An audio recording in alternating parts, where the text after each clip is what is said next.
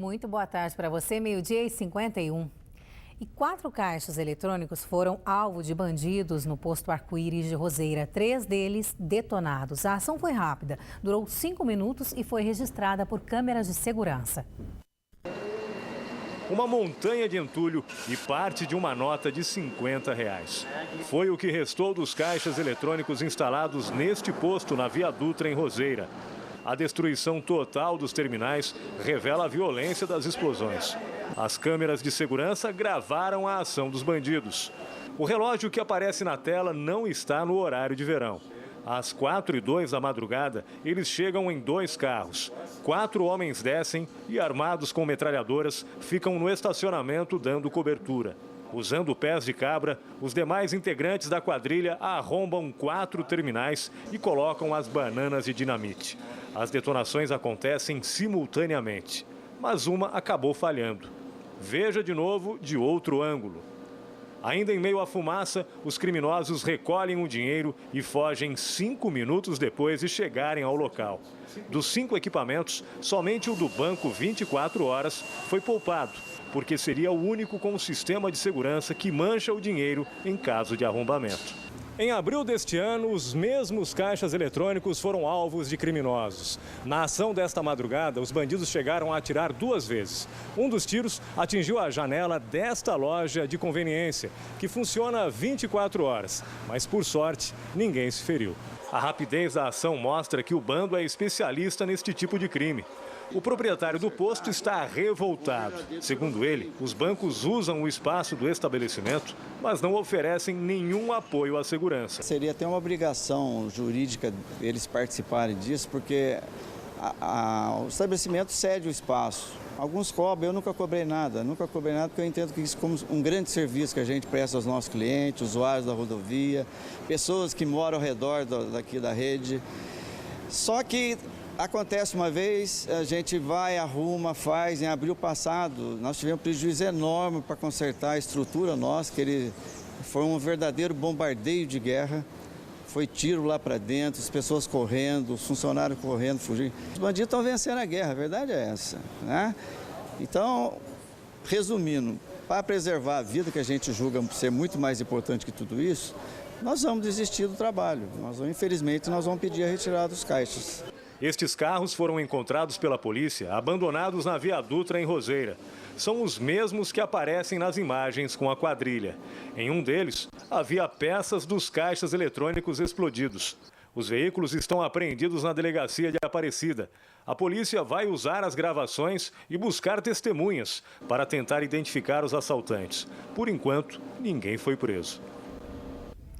E nos carros abandonados também foram encontrados R$1.000. Segundo a polícia, há já uma conversa com a FENABAN, a Federação Nacional dos Bancos, sobre este assunto, a maior segurança nos equipamentos. A FENABAN também foi comunicada pela nossa produção e nos enviou uma nota dizendo que já investe em segurança nos equipamentos e nos locais onde esses equipamentos são instalados e que, por isso, o número de crimes envolvendo caixas eletrônicos tem diminuído bastante nos últimos anos. Um policial militar ficou ferido após trocar tiros com bandidos na madrugada de hoje, no bairro Boiçucanga, em São Sebastião. O tiroteio foi resultado de uma ação ousada da polícia para tentar coibir a ação de bandidos que tentavam explodir um terminal bancário no shopping da cidade. O policial levou um tiro de raspão no braço, encaminhado ao pronto-socorro da Costa Sul, passa bem. Os bandidos fugiram. Há quase 3 anos, uma família de Guaratinguetá vive a angústia de não enterrar uma jovem desaparecida e não conseguir o atestado de óbito. A polícia já identificou a dupla que matou e jogou o corpo de Karen Cristina França no Rio Paraíba. Eles confessaram o crime, mas a justiça ainda não autorizou a emissão do atestado e nem marcou o julgamento do caso. No quarto de Karen, a sensação é de que o tempo parou. A boneca de porcelana que ganhou quando fez 15 anos, os bichinhos de pelúcia, as roupas no armário. Tudo está do mesmo jeito que a jovem deixou no dia do desaparecimento. Dona Rita faz questão de não mexer em nada. Foi a maneira que encontrou para preservar a memória da filha. Uma lembrança que eu tenho dela. E também o quarto foi feito sob medida na época que ela pediu, o pai dela fez. ficou do mesmo jeito. E hoje eu tenho uma menininha de 4 anos, que é a irmã dela, e uso o quarto. Então eu quero manter. Karen Cristina França, de 24 anos, sumiu em 19 de novembro de 2010, depois de ir a uma casa noturna em Lorena. Na saída, ela se perdeu das amigas e pegou carona com um homem que a deixaria na entrada da cidade, onde a mãe a esperava. Só que Karen nunca apareceu. Desde então, a saudade só aumenta. A dor é intensa. Novembro e abril, para mim, é 2 meses. É aniversário dela, 5 de abril. E 19 de novembro foi a partida dela. 4 meses depois do sumiço da jovem, 2 suspeitos foram presos e confessaram a morte da vendedora. Um deles, que teria ajudado a jogar o corpo no Rio Paraíba, responde ao processo em liberdade por ter colaborado com as investigações. O outro, que admitiu ter ateado fogo na vítima, continua preso no Pemano, em Tremembé. Não bastasse a dor da perda, a família ainda convive com a burocracia. Quase 3 anos depois da morte, reconhecida inclusive pela própria polícia, o atestado de óbito ainda não foi emitido. E por conta disso, os pais da jovem são obrigados a passar por todo tipo de constrangimento. O carro que Karen comprou financiado não pode sair da garagem. O documento foi bloqueado pelo banco por falta de pagamento. E a gente tem esse problema burocrático. Por exemplo, ela recebe hoje carta de cobrança. Eu tento responder por internet, porque geralmente vem um site da firma que está fazendo a cobrança, e as pessoas acham que a gente está agindo de má fé, entendeu? É muito fácil, né? Você chegar e falar, não vou pagar porque eu morri. Quer dizer, você não tem como você provar. Então, geralmente, toda essa parte burocrática exige o atestado de óbito. O resultado do inquérito que indiciou os acusados por homicídio qualificado e ocultação de cadáver serviu de base para uma ação que pede o reconhecimento da morte. O processo deu entrada no Fórum de Lorena em setembro do ano passado, mas até agora o juiz não autorizou a emissão do atestado de óbito.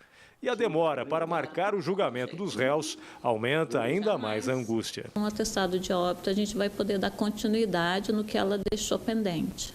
Não vai trazer a minha filha de volta, mas vai ser uma resposta para a sociedade que acompanhou esse caso o tempo todo. Espero e tenho fé em Deus que a justiça nossa não vai deixar impune um crime com tanta crueldade, sabe? Eu não tenho minha filha para enterrar, então eu quero justiça. Pelo menos a gente vai saber que o que foi feito com ela não foi impune, entendeu? E olha, o processo corre em segredo de justiça no Fórum de Lorena. E acontece hoje mais uma audiência do caso do atropelamento e morte de 2 irmãs em Aparecida. Desta vez, quem está sendo ouvido no Fórum da cidade é o motorista, que, segundo exames clínicos, estaria embriagado ao volante. O crime, a gente lembra, aconteceu em 19 de dezembro de 2011. As 2 irmãs de 5 e 9 anos estavam na porta de casa juntas com os pais, no bairro do Itaguaçu, quando foram atingidas pelo carro desgovernado. Em seguida, o motorista capotou o veículo e fugiu. O motorista fez exames que comprovaram um nível elevado de álcool no sangue. Ele chegou a ser preso, mas hoje responde o processo em liberdade. Testemunhas de defesa e acusação foram ouvidas no dia 10 de outubro. O rapaz que estava como carona no veículo desapareceu e por isso não será mais ouvido no caso. E não há data para o julgamento. A seguir aqui no Band Cidade, informações da Semana Cassiano Ricardo, que começa hoje em São José dos Campos. Espere para ver, a gente volta já já, 1 hora.